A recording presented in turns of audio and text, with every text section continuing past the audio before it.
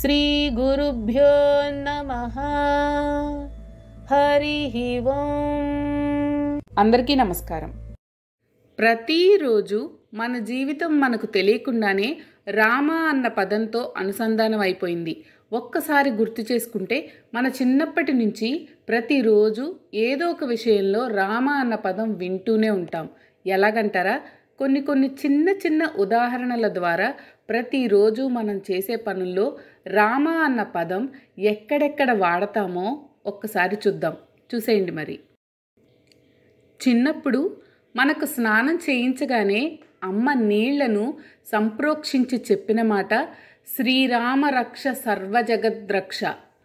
బొజ్జలో ఇంత పాలు పోసి ఉయ్యాలలో పడుకోబెట్టిన వెంటనే పాడిన పాట రామాలాలి మేఘశ్యామాలాలి.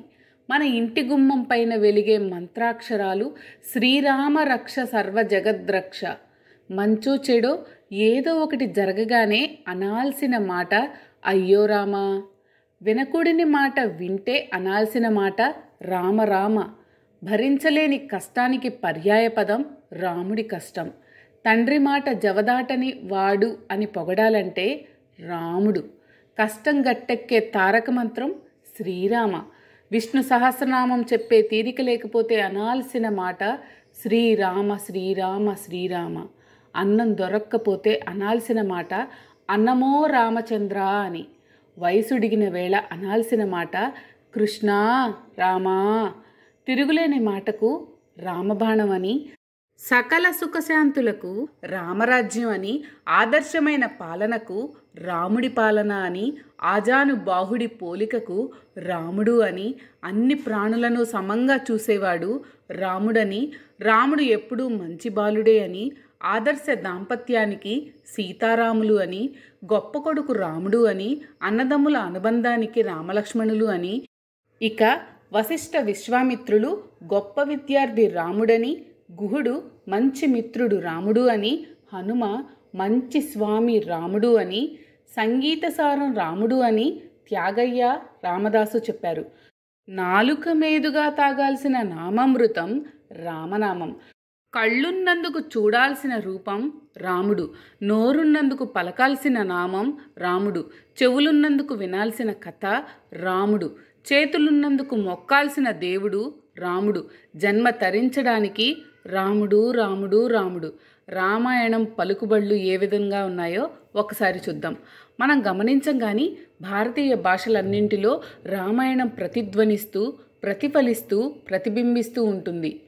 ఉదాహరణకు ఎంత వివరంగా చెప్పినా అర్థం కాకపోతే రాత్రంతా రామాయణం విని పొద్దున్నే సీతకు రాముడు ఏమవుతాడని అడిగినట్లే ఉంటుంది అని అంటారు. చెప్పడానికి వీలు కాకపోతే అబ్బో అదొక రామాయణం అంటారు. జవదాటడానికి వీల్లేని ఆదేశం అయితే సుగ్రీవాజ్ఞ లక్ష్మణరేఖ అని అంటారు. ఎంతమంది ఎక్కినా ఇంకా చోటు మిగిలితే అబ్బో అదొక పుష్పక విమానం అంటారు. కబళించే చేతులు చేష్టలు ఉంటే కబంధహస్తాలు అంటారు. వికారంగా ఉంటే శూర్పణఖ అంటారు. చూసి నమ్మంటే కాల్చి రావడం అని హనుమని చెప్తారు. పెద్ద పెద్ద అడుగులు వేస్తే అంగదుడి అంగలు అంటారు. మెలకువలేని నిద్ర అంటే కుంభకర్ణ నిద్ర అంటారు. పెద్ద ఇల్లు ఉంటే లంకంత ఇల్లు అంటారు. ఎంగిలి చేసి పెడితే శబరి ఎంగిలి అంటారు. ఆడవారి గురించి అసలు ఆలోచనలే లేకపోతే ఋష్యశృంగుడు అంటారు. అల్లరి మూకలకు నిలయం కిష్కింధకాండ. విషమ పరీక్షలన్నీ మనకు రోజు అగ్ని పరీక్షలే.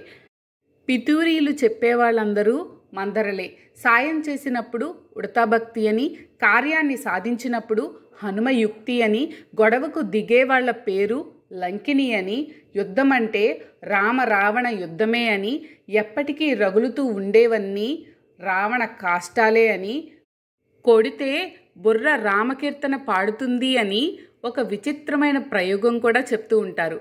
సీతారాములు తిరగని ఊళ్ళు తెలుగు నేల మీద ఉండనే ఉండవు. బహుశా ఒక ఊళ్ళో తిండి తిని ఉంటారు, ఒక ఊళ్ళో పడుకొని ఉంటారు, ఒక ఊళ్ళో బట్టలు ఉతుక్కుని ఉంటారు, ఒక ఊళ్ళో నీళ్లు తాగి ఉంటారు. అందుకే కీర్తిశేషులు సర్వేపల్లి రాధాకృష్ణన్ గారు అన్నారు, హిందూయిజం ఒక మతం కాదు, అది ఒక జీవన విధానం అని. శ్రీరామ రామ రామేతి రమే రామే మనోరమే సహస్రనామ తత్తుల్యం రామనామ వరాననే. ఈ శ్లోకాన్ని 3 సార్లు స్మరించితే ఒక్క విష్ణు సహస్రనామ పారాయణ ఫలితమే కాదు, భక్తులకు శివ సహస్రనామ ఫలితం కూడా లభిస్తుంది. జై శ్రీరామ్. సర్వే జనా సుఖినో భవంతు. స్వస్తి.